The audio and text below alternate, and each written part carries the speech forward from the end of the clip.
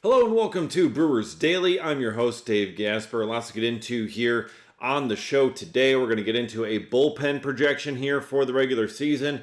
Also, World Baseball Classic. Moving on to the quarterfinals. We'll talk about that as well. And we've got some key injury updates here to talk about with the Milwaukee Brewers as spring training is continuing along. We are 2 weeks away from opening day. It is almost here. We are coming up on it, but we do have some injuries that the Brewers are dealing with. So, coming out here about the Brewers, Quinn Priester has obviously been much talked about throughout spring here as he's dealing with wrist soreness. Today, Priester is going to be seeing a specialist in Dallas, Texas. So he has flown away from Brewers camp, going to Dallas, and he will see a wrist specialist over there to figure out what's going on with him. And they'll figure that out. He'll get that evaluation, and they'll try and go from there. But again, looking very strongly like it's going to be an IL stint for Priester to start the year, which is certainly a bummer. Also, Logan Henderson. Speaking of bummers here, Logan Henderson been dealing with some elbow soreness, some elbow issues lately. He's throwing a mound session today, so he's going to be out on the backfield, back on one of the bullpen mounds. He's going to be throwing there today, and then he is slated to return to game progression on the 15th. So on Sunday, we should see him back in Cactus League action, continuing to try and build up for the regular season. However, this will kind of slow up here. It really does, I think, very strongly hinder his chances of competing for that rotation spot coming out of the gate here. It was an uphill battle, I think, to begin with, just with the Brewers acquiring Brandon Sproats and Kyle Harrison late in the offseason here. I think that certainly added to a bunch of the competition there, but it's looking more and more like Logan Henderson is going to start the year in AAA, and maybe they'll put him on a short little IL stint down there as well. Certainly possible, depending on how close he is to being ready. But still, the elbow's feeling better. Going to have that mound session and should return to game action on Sunday, provided the mound session today goes well. Also, a new addition to the injury front here. Akil Baddoo is dealing with a left quad strain that came from running to first base the other day during a Cactus League game. So he's being evaluated, and they're going to come forth with a timeline and a plan for him, hopefully fairly soon here. So that's really, I think, something to watch. Akil Baddoo's probably on the outside looking in when it comes to the outfield picture, just with the guys that they have healthy in that group, just with having Frelick and Mitchell and Perkins and Churio in that group, plus Yelich, plus Jake Bauers can play some outfield.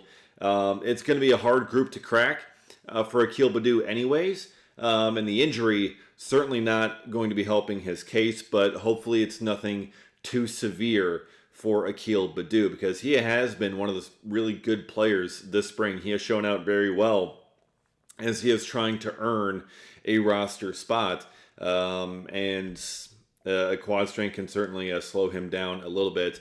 And also, speaking of quad strains, Jet Williams, who has been out for 2+ weeks now, is finally going to be returning to game action here today. He hasn't played in a Cactus League game since February 23rd. So it's been a while. He's had the left quad issue that he's been dealing with. It was nothing too severe, but the Brewers wanted to play it incredibly cautiously with him. So Jet Williams, one of the big pieces, one of the two big pieces that the Brewers got back for Freddie Peralta, finally going to be back in action there. I think it's still going to be kind of like Akil Baddoo. It's still going to be an uphill battle to make that opening day roster, especially with Luis Rengifo in the picture, as well as David Hamilton. I think there's a very strong chance that the Brewers roll with those two guys, those two veterans. At least Rengifo is a little bit more of a veteran. I mean, it's about 2-3 years of experience for David Hamilton, which for this squad is a veteran, if we're being honest here. But it's more likely going to be those two guys rounding out the infield, and Jet Williams is going to get a little bit more time at AAA to get some seasoning before he's ready to be called up to the big league level. So, but still, it's great to see him get back to game action. You want to see him out there. You want to see him healthy. So getting those reps here in Cactus League play with 2 weeks to go until opening day, those are going to be very valuable for him, very important. And the Brewers really kind of need to see him out there because he could be the first guy up for this infield. If Rengifo struggles or Hamilton struggles, Williams could be that first guy up of the group. Of him, Cooper Pratt, Brock Wilken, all those guys that are expected to be at AAA. Williams could be that first guy up. He's got the most AAA experience of that group already under his belt among the top prospects. So him getting back out on the field is going to be very, very important towards earning that job. So excited to see Jet Williams back there after dealing with that quad issue. All right, so the World Baseball Classic, which has been going on for the past several days here, and it has been awesome. It has been fantastic. The USA, a little bit too much of a nail-biter for my taste with their loss to Italy the other day, but they do end up moving on to the quarterfinals here with Italy getting their win over Mexico last night. And, that means Bryce Terang is moving on to the quarterfinals here along with Team USA. Several other Brewers players are moving on to the quarterfinals here. But, Bryce Terang having a pretty strong WBC here. 4 extra base hits. Just lighting it up at the plate. He had that one game where he had, a couple of tough plays. That people were kind of making fun of him for. The one bad hop, and everyone's like, oh, what are we doing? The Bleacher Nation guy, no one cares about him. He's just trying to start stuff, because if you don't know why Bryce Terang is playing second base for Team USA, you just simply don't know ball. Straight up. Point blank, period. So, Bryce Terang, along with Team USA, are moving on to the quarterfinals, where they will face Team Canada. Team Canada, maybe not necessarily headlined, but Team Canada does have Tyler Black and Rob Zastryzny on their roster. So 2 more Brewers moving on to the quarterfinals here. They're going to be facing each other, and it's been quite the past couple of weeks on the international stage between the USA and Team USA and Canada. So that's going to make for a very, very fun matchup on Friday that I'm very much excited for, and I'm certainly going to be having the Stars and Stripes and the Bald Eagle and just everything celebrating, hopefully enjoying a Team USA win over Canada. But they got to play better than they did against Italy. That was tough. But Tyler Black, Rob Z moving on, so they're not going to be rejoining Brewers camp quite yet. Also, Andrew Fisher, speaking of Team Italy, Andrew Fisher having himself a WBC. Had a home run the other day, has a double to the opposite field against Team Mexico. And that was off Robert Garcia, closer for the Texas Rangers. That's a big league pitcher that Andrew Fisher took to the opposite field for an RBI double. So Andrew Fisher moving on for Team Italy. Abner Uribe on the Dominican Republic. He's going to continue with them as they move on to the quarterfinals, as does Venezuela, Jackson Chourio, William Contreras, Angel Serpa. They are moving on to the quarterfinals. So lots of big-time Brewers players still playing here in the WBC, but also now that pool play is done, there are going to be some Brewers players returning back to Brewers camp to American Family Fields of Phoenix, most notably Joey Ortiz of Team Mexico. Mexico, they needed a win or a close game at least against Team Italy, and they were not able to get it. Gave up 9 runs, and it was a struggle there. There was a point in the game where Mexico had the bases loaded, and Joey Ortiz was going to be on deck, and it's like, oh boy, here we go again. But instead, Team Mexico pinch hit for Joey Ortiz with Rowdy Tellez, old friend. Rowdy Tellez being able to get in there. Tellez lined out. Mexico wasn't really able to get much going, but still would have been a very interesting moment if the bases were loaded for Joey Ortiz coming up to the plate. But Joey Ortiz now going to be coming back to Brewers camp, as will Carlos Rodriguez, who's been kind of on the outskirts of the rotation picture. Team Nicaragua, Carlos Rodriguez, Steven Cruz, Freddie Zamora. Those other 2 Brewers minor league prospects, they will be returning to Brewers camp now as well. as will the guys on Team Great Britain, Miles Langhorne and Jack Seppings. So they're kind of further down, like A-ball, high A pitchers, but they will be returning to Brewers camp now. So 4 prospects returning. Carlos Rodriguez and Joey Ortiz will be returning to Brewers camp here now that they are eliminated from the World Baseball Classic. All right, now I want to get to finally here looking at the bullpen picture for the Brewers, because we're 2 weeks out from opening day. The bullpen is always generally the one where it's the last few spots that are up for grabs on this pitching staff, and it is really going to be tough to see anyone kind of crack in this group, to see much changes. I mean, there's not a ton of depth here, but also there's a lot of guys, even though they have options, they're not necessarily guys that the Brewers are going to be sending down to the minor leagues, right? Like Trevor McGill and Abner Uribe have options. The Brewers are not going to be sending them to the minors. Aaron Ashby and DL Hall do have minor league options. It is highly unlikely that those guys are getting sent to the minor leagues. Even if they don't win a starting rotation spot, in all likelihood, with what they've been as relievers the past couple of years with the team, they're going to be making this squad. So you have Ashby and Hall I've got those 2 guys as locks for this group, and those are 2 lefties, by the way, 2 lefties that are locks for this group. Uribe, McGill, also locks for it. So that's 4. That's half your bullpen spots right there that are absolutely locked in.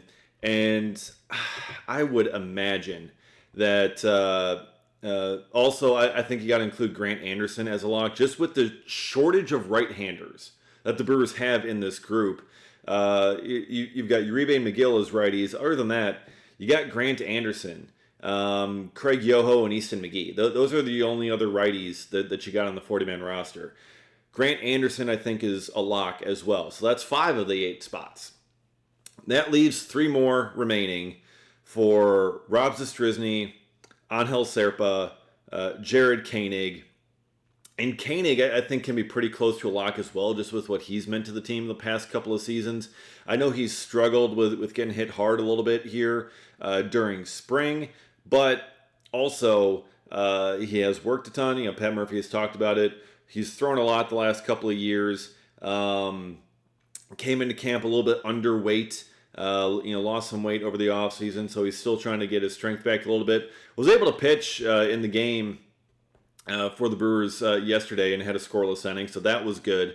Certainly good to see there. But Koenig, provided he's healthy, I would imagine he's on this club. So that leaves Rob Z, Angel Serpa, Craig Yoho, and Easton McGee battling for those final spots. Rob Z is out of minor league options. So in the interest of maintaining depth, I would imagine that Rob Zastryzny is going to be making the opening day roster. So that leaves the spot really for Angel Serpa. Are the Brewers going to roll with Serpa, or are they going to try and balance out their bullpen a little bit and put in a righty instead, like Craig Yoho or Easton McGee? Because McGee has looked solid in spring camp. So is Jacob Wagspack, a non-roster invitee. I'm not expecting Wagspack to actually make the roster just because, you would need a 40-man move for that. They can still just stash him in AAA and call him up whenever they need him. But still, for that final spot, the Brewers did trade 2 players to get Serpa, so they could roll with him, but he does have an option remaining. Do they really want to go with 5 left-handers in their bullpen? As much as I love, don't get me wrong, I love having left-handed pitchers. I was one myself way back in the day, but Craig Yoho has looked better this spring. That's certainly important. I think Shane Drowan has also made a very strong impression here in camp, and perhaps he could be trying to push himself into that conversation, but he's another lefty. How many lefties can you really roll with here in your bullpen? You got to have some variety. You got to have some right-handers. So I think it'll come down to that last spot with Serpa and Yoho and McGee. But,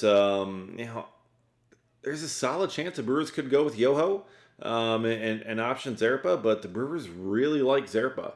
They traded Isaac Collins to get him. They moved quite a bit for him. So I could see them rolling with Serpa in the early going and still just giving Yoho a bit more seasoning maybe, but that's really the tough one for what it's going to come down to.